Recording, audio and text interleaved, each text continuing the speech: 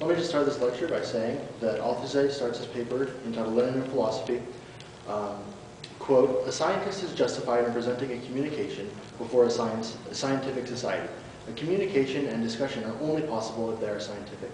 But a philosophical communication and a philosophical discussion? Philosophical communication. This term would certainly have made Lenin laugh, with that wholehearted, open laugh by which the fishermen of Capri recognized him as one of their kind and on their side. This quote serves two purposes. This quote from the question serves two purposes. First, it leads into Althusser's starting point, which I will get to in a second. But it also draws the distinction between science and philosophy, which is the defining point of the paper, and looks not only at Lenin's use of philosophy, but his relation to it. To begin, Althusser relates the position Lenin finds himself in 1908 as a guest of a person named Gorky, who had invited Lenin to discuss philosophical ideas with a group of leftists called the Autzwitz. I hope I pronounced that right. Autzwitz, I think. And I put leftists in quotes here because while they were political leftists in that they were in favor of radical measures and opposed to non-violent means, Lenin regarded them as petty bourgeois philosophers whose organization held rightist theoretical positions. Althusser uses the term fashionable philosophy of imperial criticism, which had been updated in the form they were using by the Austrian philosopher Ernst Mach. Althusser stops at this point in the story to mention a general paradigm shift that occurs both in science and philosophy, and relates it to the shift caused by Mach in his philosophy, which Althusser claims is the philosophy of psychologists and physicists. And this change is one such shift that Althusser will talk about throughout most of the paper. But what Althusser most importantly adds is who is capable of noticing certain aspects of these phenomenon, which he calls, aspects of this moment, he says, which he calls scientific crises. When certain sciences undergo important revolutions, at that time math and physics, there will always be professional philosophers to proclaim the crisis of science or mathematics or physics has begun. He goes on to say that scientists are also capable of realizing these crises of science. But Althusser puts these scientists in a very interesting niche. He says that as soon as the scientists talk of crisis, they find themselves, quote, in a new philosophical vocation, and claims that the scientists who become philosophers believe they are uttering revelations, but are instead repeating what philosophy must regard as part of its history. And it is Mach's philosophy that underwent this type of crisis to philosophy at this time. In the same way that Althusser draws the distinction of information theory for biologists during his time with the writing of this, I would say maybe perhaps something like string theory now. Paradigm shifts in the ways that we can view certain sciences. Althusser then makes a very bold statement about these revolutions in science and scientific crises. And that is the fact that they are always oriented philosophically in one and the same direction. They revive and update old empiricist or formalist, i.e. idealist themes. They are therefore always directed against materialism. What did this mean for the Autzwitz? As Bolsheviks, they were Marxists, but as imperiocentrists, they held that Marxism had to rid itself of pre-critical metaphysics, dialectical materialism, and in order to become the Marxism of the 20th century, had to adopt imperial criticism. Gorky's aim was to invite Lenin to talk about philosophy with a group of Autzwitz philosophers, and his reply, in a letter that Lenin wrote to Gorky, writes that I should very much like to see you, but I refuse to engage in any philosophical discussion. So why tell this story? Well, this letter of Lenin's is highly political, and realizing that Lenin at the time knew dividing Bolsheviks was a poor tactical decision, is only one important aspect. The more important aspect goes back to the opening concerning Althusser's major focus on the relationship between philosophy and science. Althusser here uses this reasoning to outline an interesting difference between science and philosophy. He says that science, because of how it is used, unites people. Philosophy, on the other hand, works only as the opposite and divides people. And what Lenin does here is not, I suppose, what you call philosophy proper, but as Althusser titles it, as the practice of philosophy. Going back to the laughter at the idea of a philosophical communication, Althusser says that Lenin's laughter in itself is a thesis, which I thought was rather good. And Althusser lays out what he intends to do for the rest of the paper. He claims that this paper will be a talk in philosophy, but this talk in philosophy will not quite be a talk of philosophy. It will be rather, or rather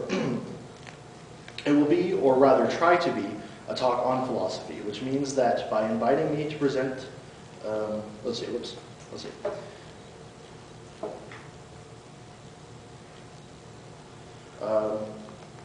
Sorry, I completely lost my place. Althusser's language, and he claims that speaking on philosophy in a talk that is in philosophy, he is doing communication. Again, drawing an important distinction between his philosophy and his science.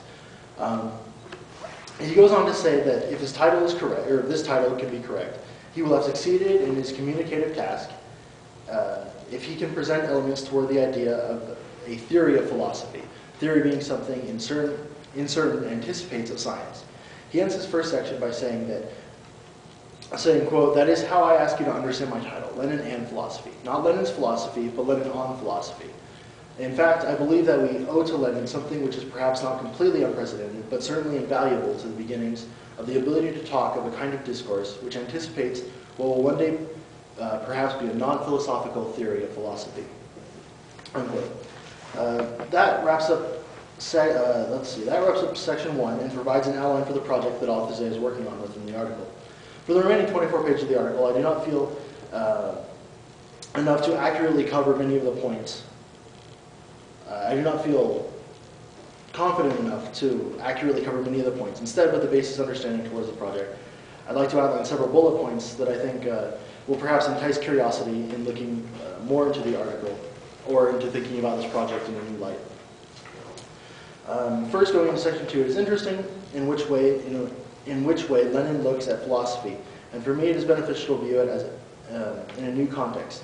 In another letter to Gorky, Lenin writes, "Not only do I not philosophize with their philosophy," talking about the Auschwitz again, "I do not philosophize like them at all. Their way of philosophizing is to expend fortunes of intelligence and subtlety for no other purpose than to ruminate in philosophy, whereas I treat philosophy differently. I practice it, as Marx intended, in obedience to what it is. That is why I believe I am a dialectical materialist." Here Lenin uses the word practice again, practice philosophy again, and Althusser jumps on it with a startling idea. He claims that it is the practice that makes Lenin and perhaps Marx so intolerable to academic philosophers, because through this practice we can see glimpses, like promises of an outline, of an objective knowledge of philosophy's mode of being. But the last thing philosophers and philosophy can bear is the idea of a theory, i.e. an objective knowledge of philosophy capable of changing its tradition and practice. Althusser sums it up nicely by laying out 2 reasons why philosophy cannot stand Lenin. First, it cannot bear the idea that it might have something to learn from politics or from a politician. And on the other hand, it cannot bear the idea that philosophy might be the objective of a theory, i.e. an objective knowledge. And for Althusser, this is what Lenin could represent. This is the practice of philosophy. In section 3, Althusser lays out this intolerability as perceived by philosophers in the simplest terms. What is the core of Marxist theory? A science of a philosophy? Is Marxism at heart philosophy? The philosophy of praxis? But what are the scientific claims made by Marx? Is Marxism, on the contrary, at heart a science, historical materialism, the science of history? And how does this fit with the idea of the practice of philosophy? For Althusser turns to Marx, ironically one of his more philosophical works, in his writings, the thesis on Feuerbach. Particularly, Althusser draws from the 11th thesis, where Marx says, "The philosophers have only interpreted the world in various ways. The point is to change it." This simple sentence seemed to promise a new philosophy, one which is no longer an interpretation, but rather a transformation of the world. It is this outlook that is drawn upon by later Marxist thinkers. Althusser specifically names Labriola and Gromowski. And Althusser claims this is the meaning of a philosophy of praxis. Praxis, P-R-A-X-I-S, meaning practice is distinguished from a theory, application or use of knowledge and skills. And I think this is very possible to see how this translates to Lenin's practice of philosophy as a theory. Continuing with the 11th thesis on Feuerbach, Althusser draws what this practice should look like. He says that even if thesis 11 announced an event which was to leave its mark on philosophy, it could not give rise to a philosophy, or rather had to proclaim the radical suppression of all existing philosophy in order to give priority to the work needed for the theoretical gestation of Marx's scientific discovery. And quoting Marx directly here, in the German ideology, it is essentially to get rid of all philosophical fancies and turn it to the study of positive reality, to tear aside the veil of philosophy and at last see the reality for what it is. Althusser then sees this theoretical event as inaugurating the new science as an epistemological break, the kind discussed near the beginning of the paper. Althusser goes so far as to even outline what he calls continents, which he says are regional formations of science, where similar epistemological breaks have occurred. The first he says was mathematics by the Greeks, and the second, the continent of physics by Galileo and his successors. Marx then is the continent of history. So as you can see the way that Althusser puts on the idea of historical materialism, and he says this new science is materialist, but so is every science. So far, Althusser seems to be very much opposed to the idea of philosophy, but of course this is not true. And though the rest of the lecture, which I feel I do not have the opportunity to cover, does unify the two through a relation that is highly relevant and an engrossing read. However, he does point out philosophical standings with the relation near the end of the third section. He says that if philosophy is to be born or reborn, one or more sciences must exist. Again, pointing out this relationship. He quotes Hegel here in saying, philosophy takes wing at dusk when science, born at dawn, has already lived the time of a long day. Again, feeling this break or lag, as Althusser later titles it, between science and philosophy. Now quoting Althusser, he says, quote, philosophy is thus always a long day behind science, which induces the birth of its first form and the rebirth of its revolutions. A long day which may last years, decades, a half a century, or a century. We should realize that the shock of a scientific break does not does not make itself felt at once. That time is needed to reorganize philosophy. To wrap up quickly section 3, which much of this paper has been about, Althusser lays out 3 inferences we can take from these ideas. First, if Marx has opened a new continent to scientific knowledge, his discovery ought to induce some sort of important reorganization in philosophy, as stated in the beginning and throughout.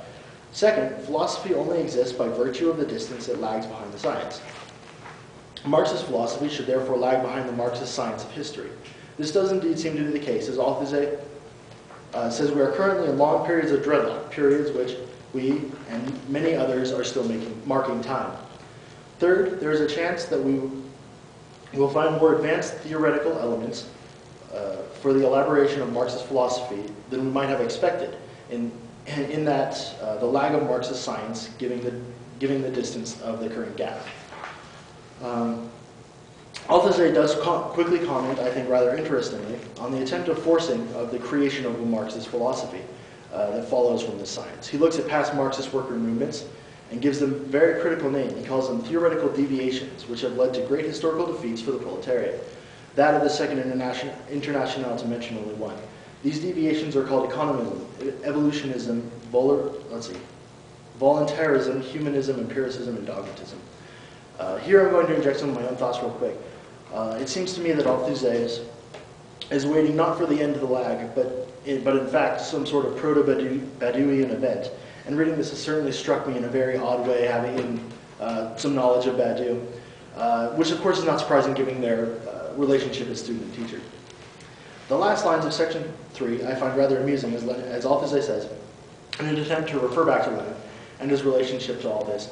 We surely owe this service and this homage to a man who was lucky enough to be born in time for politics, but unfortunate enough to be born too early for philosophy. After all, who chooses his birthday? He does actually make an interesting recount in section 4, though, that I think is rather interesting, and he says, let me anticipate my conclusion. No, Lenin was not born too soon for philosophy. No one is ever born too soon for philosophy. If philosophy lags behind, if this lag is what makes it philosophy, how is it ever possible to lag behind a lag which has no history? If we absolutely must go on talking of a lag, it is we who are lagging behind Lenin.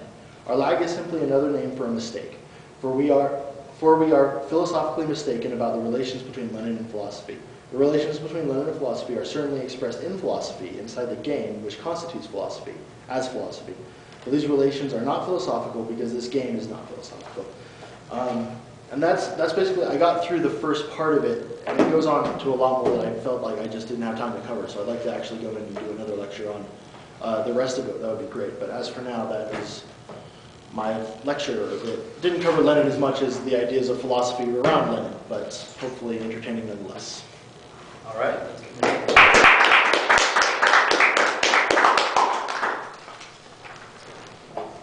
You gonna take questions? Oh, no. Okay. That's your phone. So be gosh, that question takes you. If the questions are gentle, yes, fire away. Halfway through your speech, you were saying that I think Marx said, you don't, or philosophers don't change the world, they just interpret it. And somebody was refuting that, like halfway through speech. I don't know, I didn't catch the name. Is that, did I mishear you? Did I just, Sorry, did anybody else? that's Good question. I know what It's you're pertaining talking to about. Marx's 11 Thesis on Feuerbach. And hitherto, all philosophers have only sought to explain the world, and the purpose is to change it. Interpret, yeah. And the purpose is to change it, right. I don't think I mentioned anyone who's specifically trying to recant that, at least not in that part. Okay. Well, sorry, no, that's unless not I fine. did.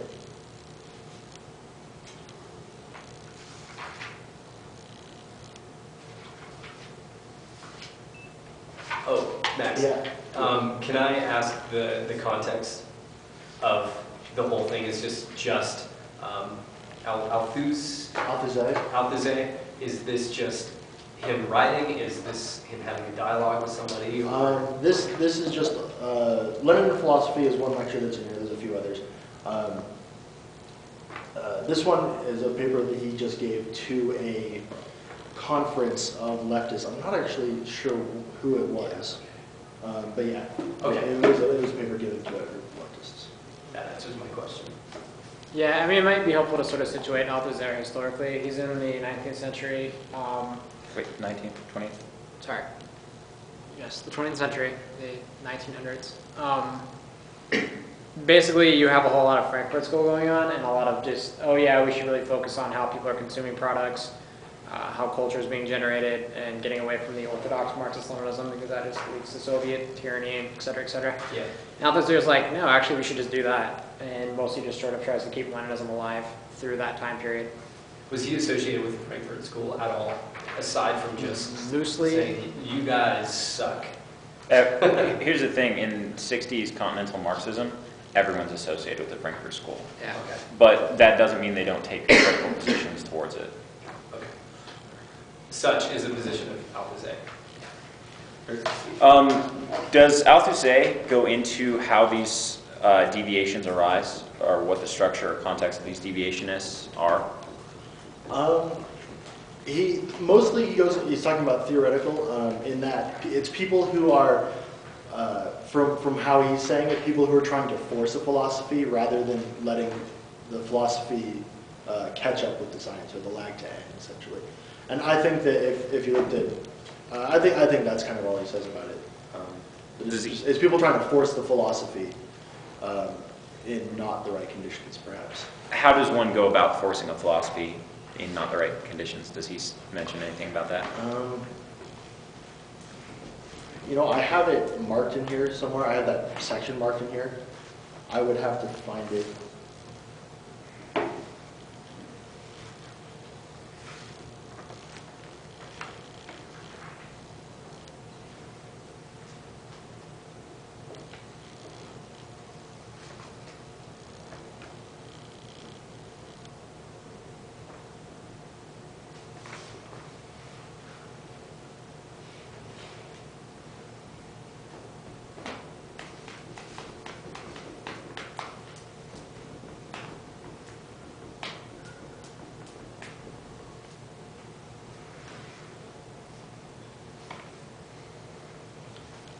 Let's see. All right, here's a thing that's fairly relevant, I think. He says, therefore Marxist theory being what it is, a science and a philosophy, and the philosophy having necessarily lagged behind the science, which has been hindered in its development by this, we may be tempted to think of these theoretical deviations, which is what I was looking for, were at bottom inevitable, not just because of the not just because of the effects of the class struggle on the theory, but also because of the dislocation inside the theory itself. So that, if I understand you correctly, the science of history causes internal dislocation of the philosophical understanding of itself, and this internal dislocation leads to essentially necessary deviationists? He says that we may call them inevitable. I don't know if he would say they're actually inevitable, but I think everything else, yeah, it would be fair to say. I mean, that's exactly how I would probably read it too. So, yeah. So what constitutes the epistemic break? This was one part that's in here a lot more than I covered because I was focused on some other things. It's mostly the transformation in which we find ourselves viewing or doing science in a different way. So it's, there's several examples. Anyway, from looking at science as a completely different way, or doing it with something like alchemy, from physics, springing out of the school of philosophy or something like that. These all just constitute different ways of looking at a certain continent, which is a fractalized science. So above and beyond a continent, is there anything that essentially structures these epistemic breaks, or are they merely arise out of the historical process? I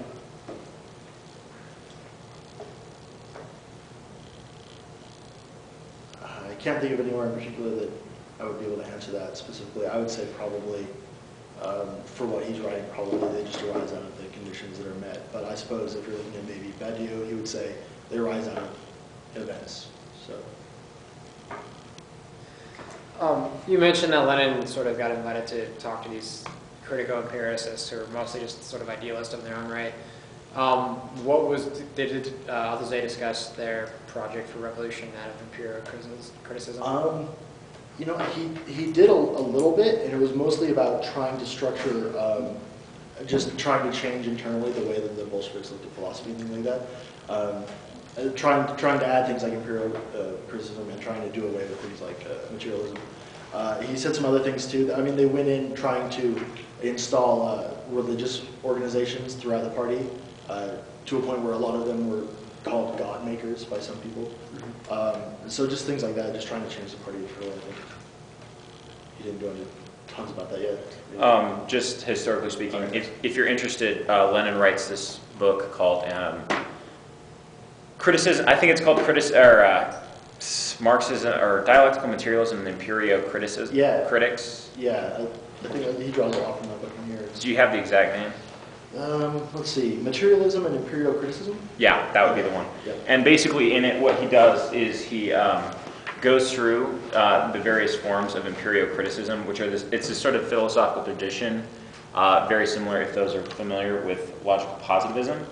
And so the basic idea is that you don't ever really experience anything in the world, you just experience your sensations of it.